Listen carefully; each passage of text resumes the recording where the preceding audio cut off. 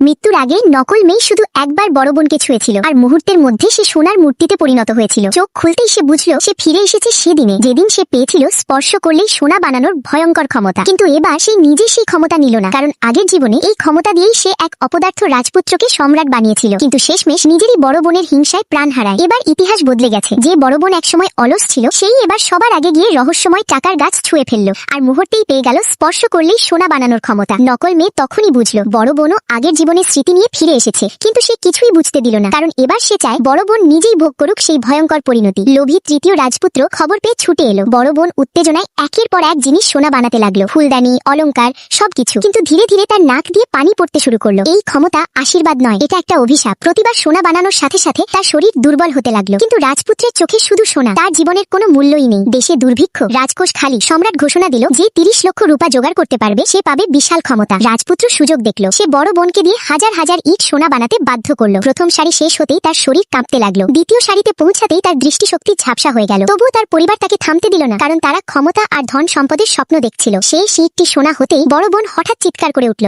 আমার চুল, আমার চুল।